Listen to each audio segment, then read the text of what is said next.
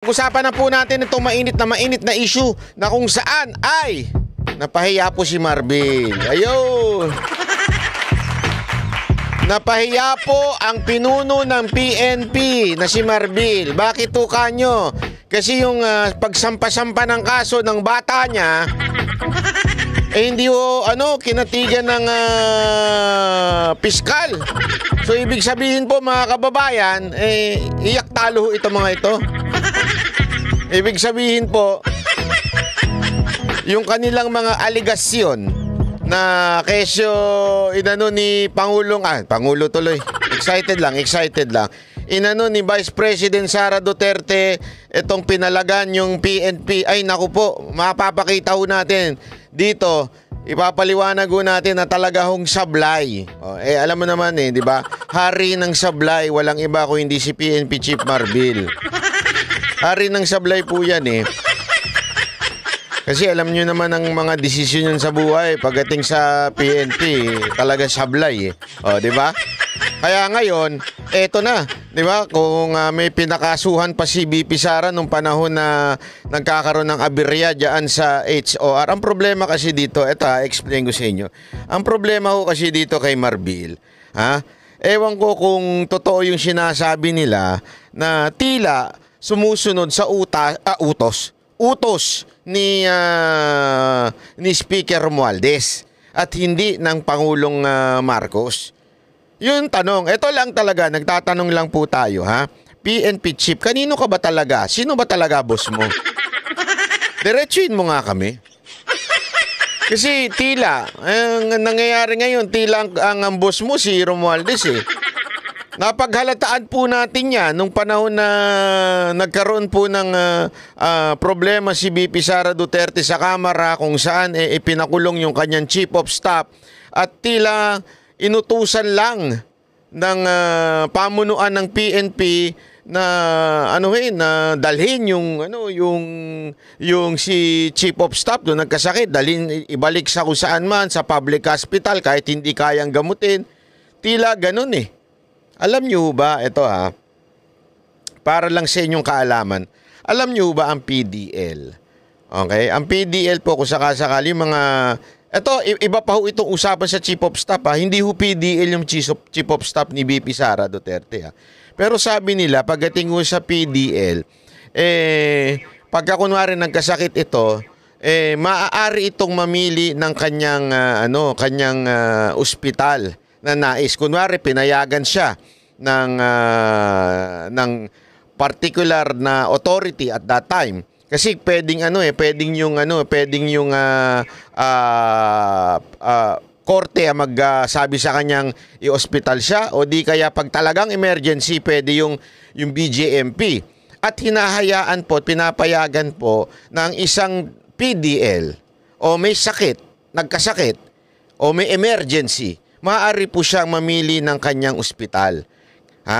Kung private, babayaran niya po ito. At kung public, maaari hong government na magbayad doon ito. Kuwari, hindi mo kaya magbayad ng private. So, ano ibig ko lamang pong sabihin? Yung PDL nga, may karapatan na mamili. Ang logic po daw kasi niyan, nung tinanong ko sa isang may alam mo dyan, na isang nasa uniform personnel, ang logic po kasi niyan, siyempre, pagdating sa buhay mo, ikaw ang mamimili na kung sinong gagamot sa'yo. Diba? So, gayon din. Ito, isipin nyo na lamang po. Isipin nyo na lamang po nung panahon na kung saan yung Chief of Staff ni Vice President Sara Duterte, hinimatay. Yung Chief of Staff ni BP Sara Duterte ay talagang nahirapan na huminga. At nung dinala sa ospital, it took a while, di ba? We were there. Ang tagal bago nila pinapasok yung ambulansya. Ang tagal bago nakalabas yung Chief of Staff at nadala sa ospital. At nung dinala nga po doon sa isang sa veterans, hindi ho kaya yung mga dapat gawin kasi nga puno rin ho yun. Kasi remember, di ba kung maalala nyo, pinag-usapan natin yan, there is only one hospital for the veterans. Ibig sabihin, sa mga uniform personnel na retired na, yan lang yung veterans ho yan. Talagang pumipila ho daw ang mga tao. Hindi na ho kayang i-accommodate. That's why they decided to transfer. Kaya lang, nagmagaling ho yung pulis Nagmagaling si Colonel Dr. General kataas-taasang pulis. At sabi niya, hindi, sasaraduhan kita ng pinto. Hindi ganun. Sasaraduhan kita ng pinto. At yun na nga. At syempre, bilang security na naka-assign kay VP Sara Duterte, medyo tinabig po. Hindi naman sinampal, hindi naman po hinampas. Tinabig lang po. Ginanon lang yung kernel doon. At yun na ang bunga ng pagrereklamo niyang walang kwenta. May malamang sa malamang, may basbas ho ito ni PNP chief. Kasi hindi naman po gagalaw yun ng ganun Hindi naman po gagalaw yung pulis ng ganun kung walang basbas. Tandaan nyo, Vice President yung kinakalaban mo. Gagalaw ka lang ng basta-basta. Siyempre, sasabihin mo yan sa boss mo, boss, ano to? Anong gagawin natin? Inapi ako dito. Kaya dito mo malalaman na itong si PNP Chief Marbil ay very, very, very biased and political. Bakit kanyo? Kasi doon sa time na yon, yung kernel, keso kuno, natabig, nagdemanda na kagad. Tama, mali. Bakit?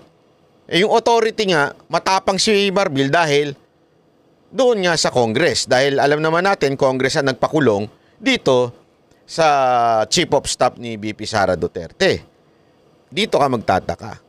Pero nung inaapi na, tinatarantado na, binubuli na yung kanyang opisyal na si Grijaldo sa Kamara, hindi man lang siya nag-lift ng finger para suportahan ang kanyang tauhan. Bakit? Pag ginawa niya yun, makakalaban niya Kamara.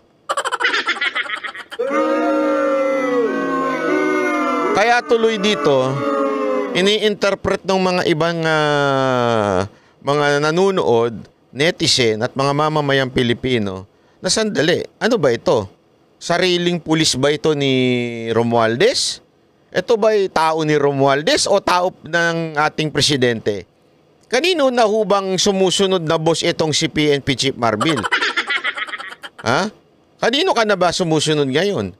Kay Speaker o kay Mr. President? As far as I remember, ang Commander-in-Chief nyo ay yung ating Pangulo, hindi ho ang Speaker of the House. Sa matter of fact, hiwalay nga kayo dyan. Di ba? Pero ang dating, ng mga pangyayaring ito, parang pinatutunayan mo na may ganun sa'yo si Speaker. Kaya tuloy, di ba, naalala nyo, may mga chismis na si Speaker daw ang naglagay dyan bilang PNP Chief. Kasi tandaan ninyo what we are presenting is not fake news. We are presenting evidence and it's up to you kung ano ang iyong konklusyon. Kasi kung maaalala ninyo, meron sinabi si Bato. Di ba? Meron sinabi si Bato, meron daw lumapit sa kanyang opisyal ng PNP. Kinausap daw. Sabi ni Bato ito, hindi po ako nagsabi nito. Kinausap daw ng pamunuan ng Kamara at sinasabing ilaglag mo lang si Duterte. Ikaw ang susunod na general. Ikaw ang susunod na PNP chief. Ilaglag mo lang daw si Duterte. Iaangat ka, parang ganun ang dating ng usapan. I'm not sure kung ano yung eksakto, pero merong binanggit na ganun si Senator Bato. Ngayon, ang tanong, dahil ba doon? Dahil tandaan ninyo, ang nag-utos at kumausap daw dito ay pamunuan ng Kamara. Kaya tuloy nagkaroon ng agam-agam na itong si PNP Chief Marbil, kaya naging PNP Chief yan at nalagpasan niya yung ibang mas matikas dyan. Mas marami daw mas matikas dyan Mas marami daw nauuna Mas senior dyan na dapat second in line na. Ibig sabihin, after ng PNP Chief, sila na dapat ang PNP Chief. Pero nilagpasan daw ni Marbil. Kaya tuloy, ang daming agam-agam na nagsasabing, baka nga, dahil close nga itong si Marbil kay Speaker. Ano sa tingin ninyo mga kababayan? Ito kaya ay merong basihan? Ilagay nyo nga dyan. Oo, may basihan yan. Oo, muka. Sa tingin namin, bata talaga yan ni Speaker. Ano sa tingin ninyo mga kababayan? Ako nagtatanong lang Ako ay minumulat ko lamang ang inyong kaisipan sa mga pangyayari sa ating bayan, it is not for me to say kung ano ang dapat nyong paniwalaan. Pero kayo po ang mag-conclude. Ako'y nagpipresenta lang ng mga facts. Okay? Ako'y nagpapakita lang. O ito yung mga nangyari noong nakaraan, ito yung mga usapan. Kaya ako'y nagtatanong sa inyo mga kababayan, sa tingin nyo ho ba? Itong si PNP chief, bata, hawak sa liig ni Speaker Romualdez?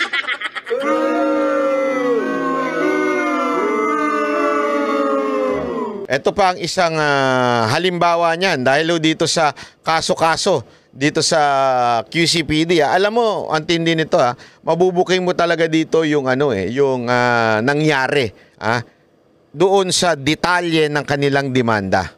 Ibinasura ng Quezon City Prosecutor's Office ang mga reklamo laban kay Vice President Sara Duterte. Kaugnay yan ng umunoy pananakit ng kanyang kampo sa mga pulis habang inililipat sa ibang ospital ang Chief of Staff ng OVP. Nakatutok si Rafi Tima.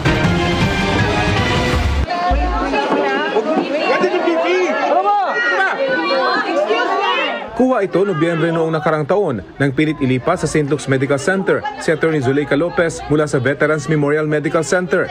Ang paglipat, pinangunahan... Ayan sinara po. Apakatarantado lang nandun yung ating Vice President. Tingnan nyo.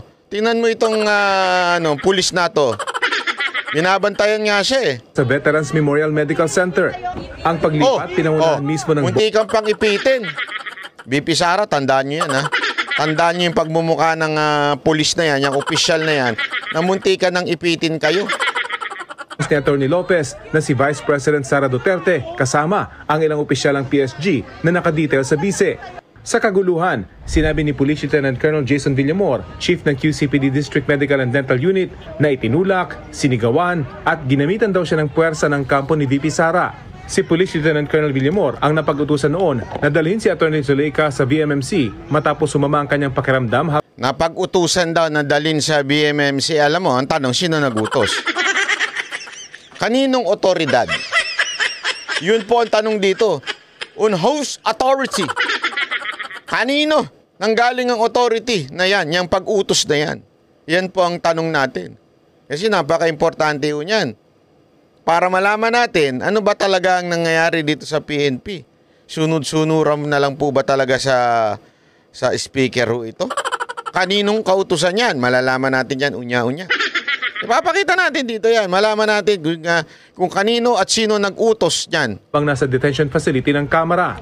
Dahil sa insidente, sinampahan ni Lieutenant Colonel Villamor ng reklamong direct assault, disobedience to authority. Pasampa-sampa pa si Guya, kala niya. Susuportahan siya ng boss niya. Hindi, alam nyo mga kababayan ito makinig kayo na mabuti. Kayong mga kapulisan, tapat natin sa pagmumukha ni Sir. Sina Vice President Sara. Yan. Sir, kayong mga pulis, stay away from politics. I'm telling you. Ang politika, mabilis magpalit yan. Mabilis magpalit ang mga opisyal at ibinoto ng taong bayan. Kayo, mahaba pa karir ninyo.